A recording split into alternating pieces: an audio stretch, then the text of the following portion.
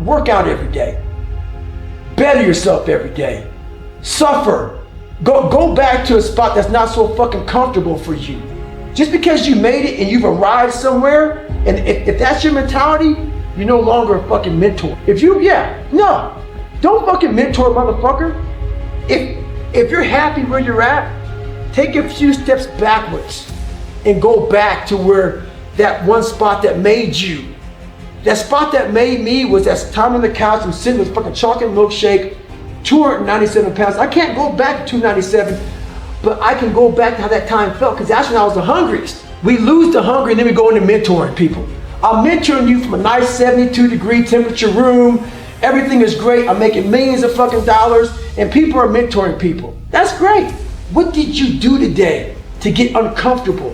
What did you do today to earn that manhood? What did you do today to mentor my fucking ass? What did you do today? I don't give a fuck what you did 20 fucking years ago. If you're not doing it now, stop mentoring a motherfucker. Retire.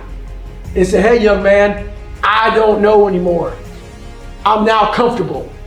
You need to be in a spot that's hungry. It's a fucking thin line, man. I walked it. When I invented the accountability mirror, I walked it hardcore, and you have to walk it, because we live in a world where you have to love yourself, and it's important to love yourself. I'm all about that. You gotta, but we also live in a world where if it helps me to help you, I help you. Some selfish motherfuckers. So yeah, back to your question, the accountability mirror is something that you have to be so real and raw, and you can't talk to yourself in a nice way. But you can't get so bad in that accountability mirror where you get it twisted and you start putting yourself down all the time.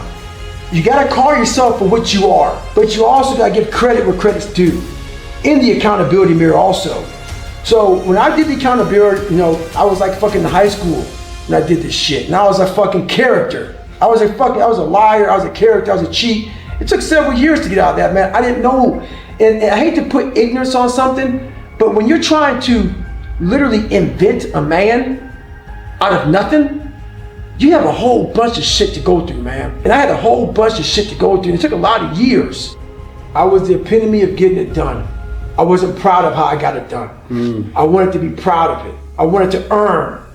I wanted to earn how I got it done. Yeah. That was the thing, man. That's what bothered me. Back to the accountability mirror, you have to call yourself out for what you are. And at that time, I called myself out. But you also have to be careful for a lot of people getting this mentality of, we live in a world a lot of times now where people don't believe they're good enough ever. And they continuously talk about this, I'm not good enough. I'm not good enough. I'm never gonna be good enough. If that's your accountability mirror, that's not how you do that. Call yourself out for who you are at that time. Be real with yourself, be honest. And then start to fix that and change. So the most important conversation is one you have with yourself. You have to change that conversation. If you're a negative person and all you talk about is, I'm not good enough here, that person, that's not how that works. That accountability mirror has two sides to it. You call yourself out, and you also start to have these small victories. The small victories, don't have this big grandiose, like, I want to be a Navy SEAL. Trust me, man, don't do what I did.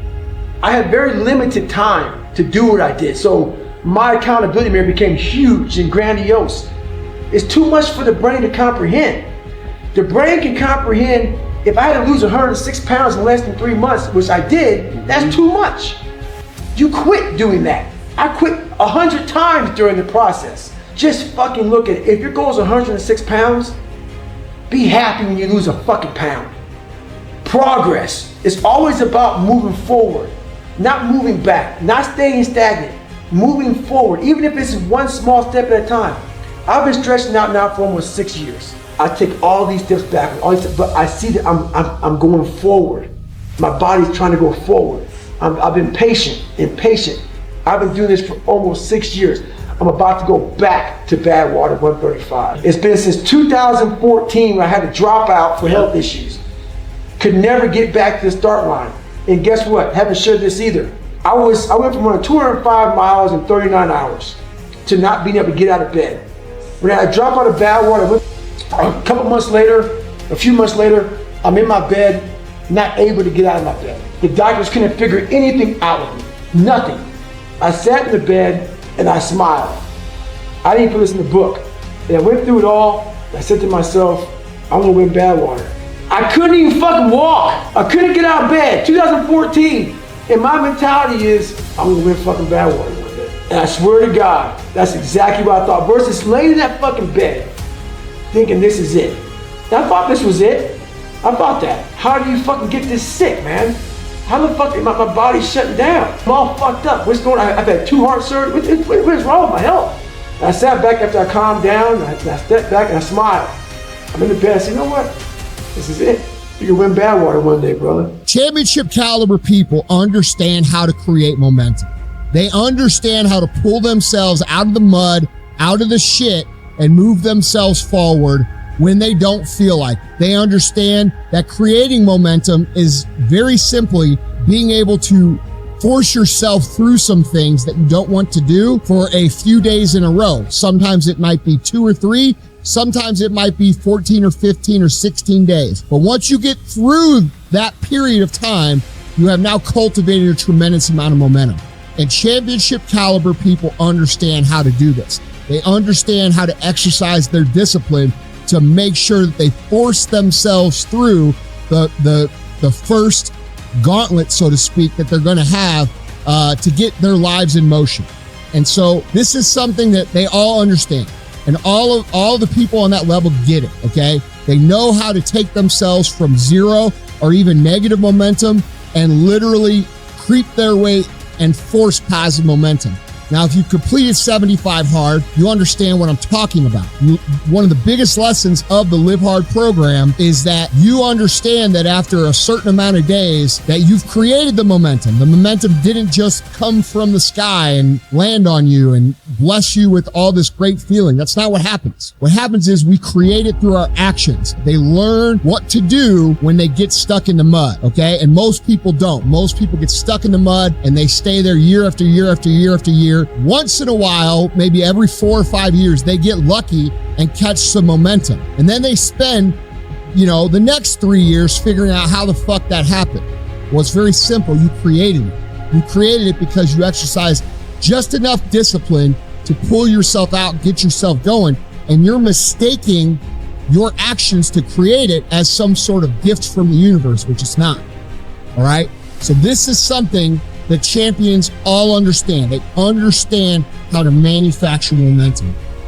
They understand to not fuck with their momentum once they've created it. They don't intentionally do things to pull themselves off. They value the momentum, so they work to maximize it. Okay? Most people, when they get some momentum, what they do is they celebrate.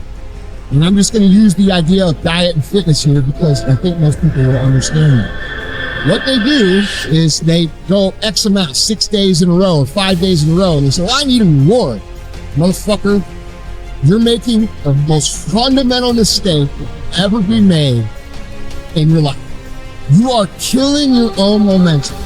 You just worked 6 days to get your shit together, and now you're going to go out and jump right back into that life that you left 6 days ago that was making you miserable, which made you take action anyway. It makes no logical sense if you think about it. And champions think about this on a large scale, okay? It is the number one mistake that most people make is that when they have momentum, they sabotage it by thinking they need to reward themselves. Listen, motherfuckers, these people that live like you don't live, the people who aren't paying the price like you need to pay it, that's not the normal life. That's not what's going to bring you fulfillment. That's not what's going to bring you happiness. It hasn't so far, so why do you think it's going to? Why do you keep jumping back in the old fucking pond that's covered with moss and shit when you've just discovered this clear blue sea that you get to swim in every motherfucking day?